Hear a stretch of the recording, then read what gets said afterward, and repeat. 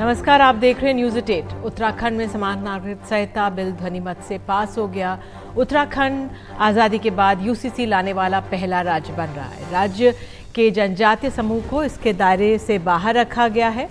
Bill pass होने के बाद विधानसभा के बाहर जश्न का माहौल दिखा। विधानसभा में बिल पर बहस का जवाब देते हुए मुख्यमंत्री पुष्कर सिंह धामी ने इसे महिला और बाल अधिकारों के सशक्तिकरण से जुड़ा बदलाव बताया। उन्होंने कहा है कि उनकी सरकार बिना भेदभाव के समाज के सभी वर्गों में अधिकार देने का कार्य कर रही है।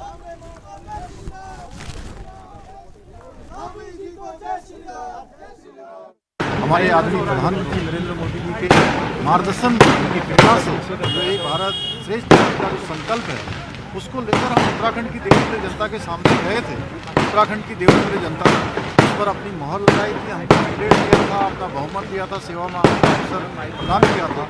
आज का दिन जो हमने वायदा किया था, वो हमारा वायदा देवप्रिय की जनता के साथ पूरा हो रहा है। इसके लिए मैं जनता का आभार व्यक्त करता हूँ और हमारे आदरणीय प्रधानमंत्री जी का कि उनकी प्रेरणा से आज हम एक ऐसा कानून जो सबको समानता की ओर ले जाएगा, हर किसी को न्याय देने का काम करेगा, बेटियों को, बच्चों को और महिलाओं को, साथ में हमारे बुजुर्गों को, समाज में रहने वाले, अंतिम छोर में रहने वाले सभी लोगों को न्याय और समानता दिलाने का काम। दूसरे राज्यों ने भी ड्राफ्ट मांगा है या दूसरे राज्य नहीं, हम आराम से नहीं, जो भी राज्य इस दिशा में आगे बढ़ेंगे हम उनको पूरी सहायता करेंगे।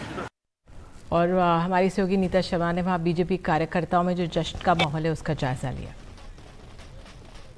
यूसीसी बिल पास हो गया है। चीफ मिनिस्टर मुख्यमंत्री जो धामी हैं वो अभी यहाँ से निकले हैं। आप मेरे पीछे आप देख सकते हैं गाड़ियों का काफिला जो है वो जा रहा है और यहाँ पे सेलिब्रेशन जो है वो चल रहे हैं, पटाखे जलाए जा रहे हैं। बताया जा रहा है कि वो बीजेपी ऑफिस जा रहे हैं जहाँ पर कुछ समर्थक वहां पर पहुंचेंगे। बीजेपी के लिए ये एक बहुत बड़ा एजेंडा था।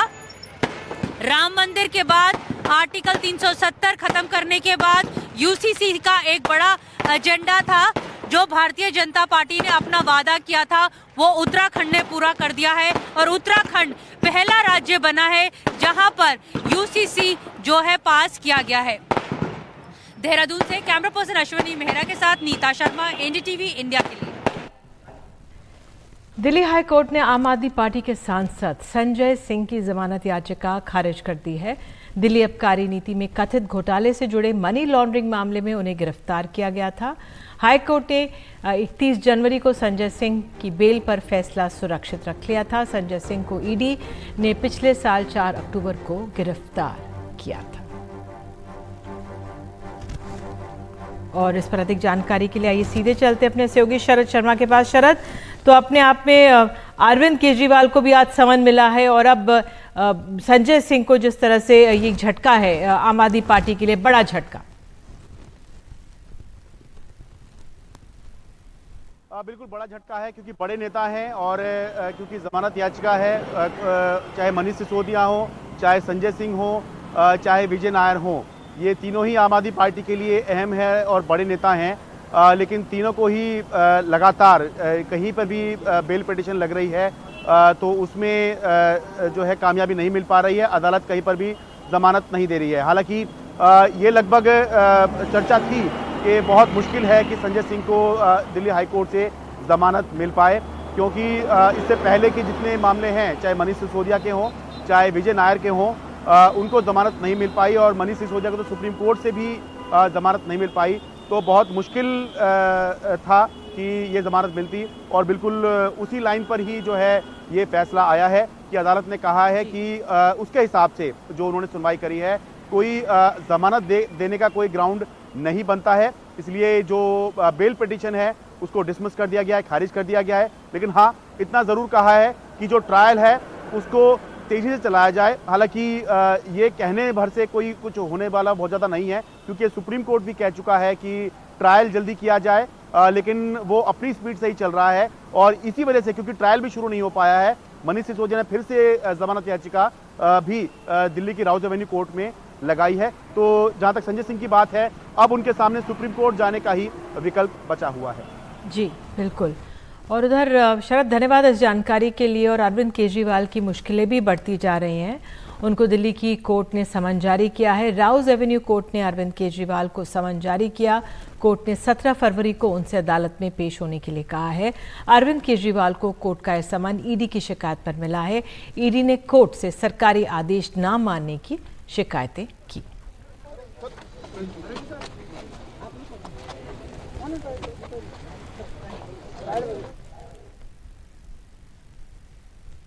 इस बीच झारखंड के पूर्व मुख्यमंत्री हेमंत सोरेन को पीएमएलए कोर्ट में पेश किया गया। उन्हें 5 दिन की ईडी रिमांड पर भेज दिया गया है। इससे पहले भी वो 5 दिन की रिमांड पर भेजे गए थे। यानी फिलहाल उनका संकट टलता नजर नहीं आ रहा है।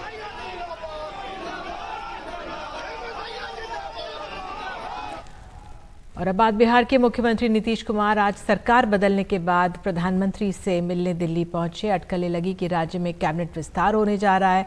प्रधानमंत्री के साथ बैठक के कई मायने निकाले जा रहे हैं। क्या विशेष राज्य का दर्जा मिल सकेगा? कर्पूरी ठाकुर को भारत रत्न के बाद क्या नीतीश कुमार की मांग मानी जाएगी? और दूसरी तरफ बिहार से खबरें आ रही जिस तरह से जीतन राम मांझी नीतीश पर दबाव बना रहे हैं, तो क्या कैबिनेट में इसका असर दिखेगा? ये अपने आप में बहुत महत्वपूर्ण है। उसके बाद बताया जा रहा है नीतीश कुमार ने कहा है कि अब वो कहीं नहीं जाएंगे, आप बीजेपी के साथ ही रहेंगे।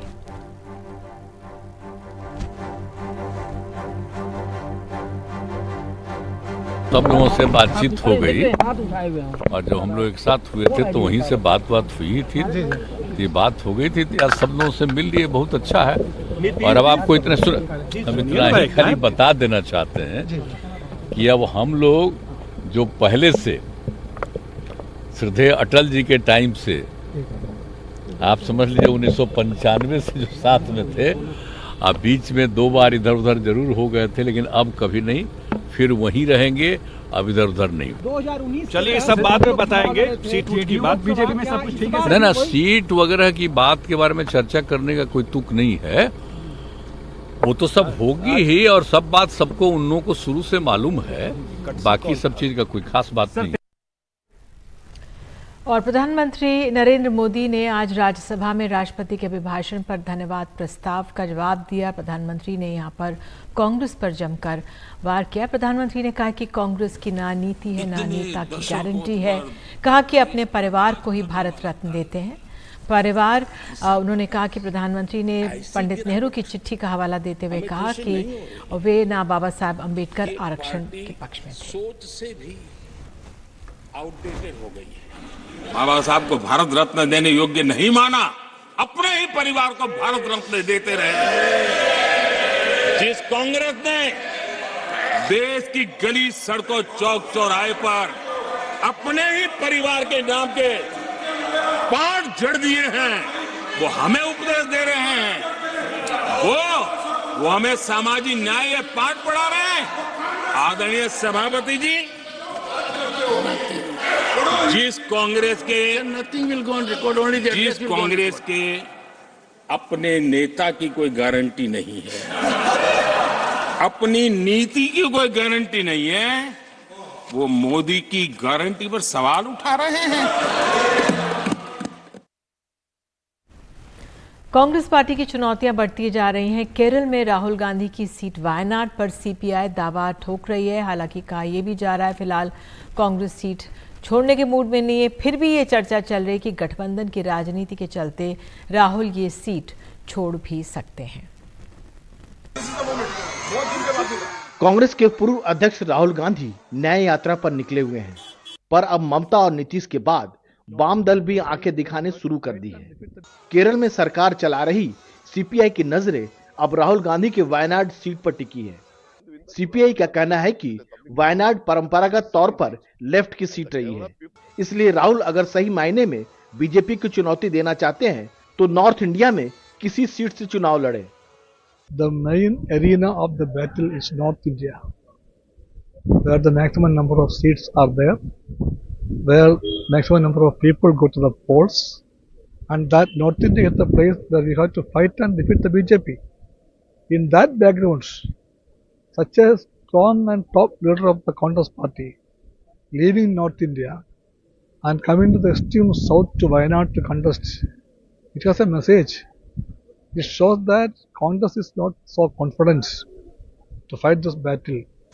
वहीं कांग्रेस को वायनाड सीट राहुल के लिए सुरक्षित सीट लग रही है। 2019 में वायनाड में राहुल ने 4 लाख से अधिक अंतर से लेफ्ट दलों को हराया था, पर राहुल अमेठी से चुनाव हार गए थे। उल्टे कांग्रेस वाम दलों से अनुरोध कर रही है कि वह कम्युनल फोर्सेस के खिलाफ राहुल को सपोर्ट करें। The interest of the India alliance, so CPI and CPM also support Rahul Gandhi candidature in Wayanad. And the Kerala people, we the Congress leaders from Kerala, and not only the Congress people, the entire UDF demands Rahul Gandhi to start to contest in Wayanad. It is none of the CPI's decision. It is a party decision. Congress party and UDF decide. India गठबंधन में उठापटक का दौर जारी है। कभी ममता बनर्जी आंखें दिखाती है तो कभी अखिलेश यादव साथ खड़े नजर आते हैं। अब विवाद तो खुद राहुल गांधी की सीट तक जा पहुंची है। गठबंधन की तमाम पार्टियों के लिए भले ही सामान्य बात हो, लेकिन जनता में जरूर इसका खामियाजा उठाना पड़ सकता है। नई दिल्ली से राजीव रंजन, एनडीटीवी इंडिया। टैक्स बंटवारे पर दक्षिण के राज्यों से उठ रही आवाज पर प्रधानमंत्री नरेंद्र मोदी ने राज्यसभा में जवाब दिया। उन्होंने कहा कि देश को टुकड़ों में नहीं देखा जा सकता। दक्षिण के राज्य आरोप लगा रहे हैं कि केंद्र टैक्स के बंटवारे में दक्षिण की उपेक्षा कर रही है। इसी मुद्दे पर आज कर्नाटक के मुख्यमंत्री सिद्धरमैया ने दिल्ली के जंतर मंतर पर विरोध प्रदर्शन किया। टैक्स बंटवारे में उपेक्षा के आरोपों पर प्रधानमंत्री नरेंद्र मोदी ने राज्यसभा में जवाब दिया। देश को तोड़ने के लिए, राजनीतिक स्वार्थ के लिए नए नैरेटिव गढ़े जा रहे हैं। एक पूरी सरकार मैदान में उतर करके भाषा गढ़ रही है। इससे बड़ा देश का दुर्भाग्य क्या हो सकता है? क्या इस प्रकार से देश को हमारा टैक्स, हमारे मनी किस भाषा में बोला जा रहा है?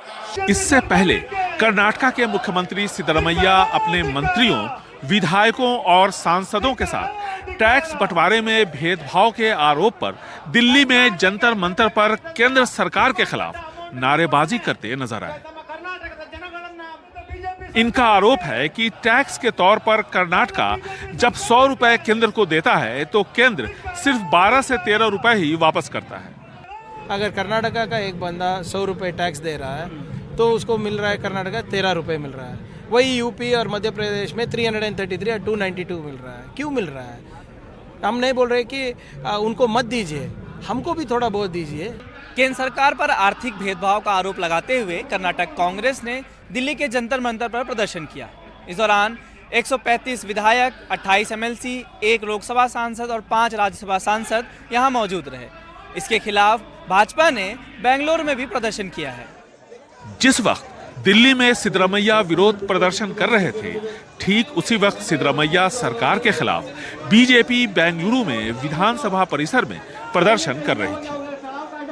जब बीजेपी नेता मुख्यमंत्री सिद्धरमैया के दफ्तर पर ताला लगाने के लिए बढ़े तो पुलिस को उन्हें हिरासत में लेना पड़ा। टैक्स बंटवारे के मुद्दे पर दिल्ली के जंतर मंतर पर और भी कई दूसरे राज्यों के मुख्यमंत्रियों का विरोध प्रदर्शन होने जा रहा है। आरोप टैक्स बंटवारे में उपेक्षा का है, लेकिन लक्ष्य इस साल होने वाले आम चुनाव हैं। इसी वजह से कांग्रेस के साथ साथ दक्षिण की दूसरी पार्टियां बीजेपी को घेरने में जुटी हैं। दिल्ली से अश्विन के साथ बेंगलुरु से निहाल किदवई, एनडीटीवी इंडिया।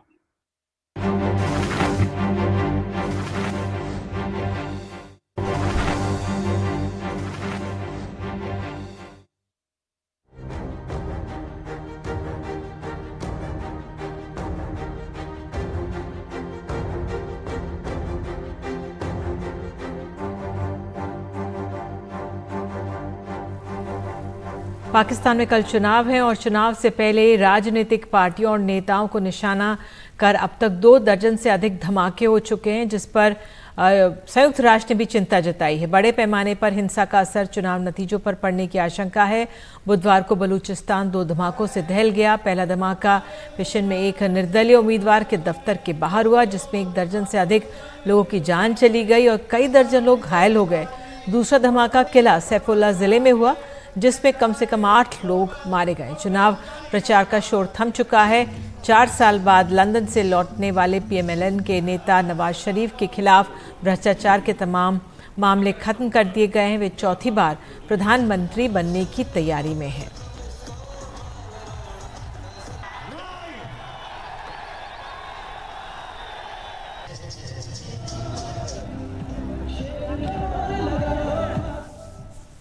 और आपको बताते जाते जाते वो तस्वीरें आपको दिखाते, दिल्ली मेट्रो में आज राष्ट्रपति द्रौपदी मुर्मू सवारी करती हुई नजर आई। राष्ट्रपति, आपको बता दें, द्रौपदी मुर्मू ने केंद्रीय सचिवालय में दिल्ली मेट्रो में यात्रा की और यहाँ पर स्कूली छात्राओं से मुलाकात भी की।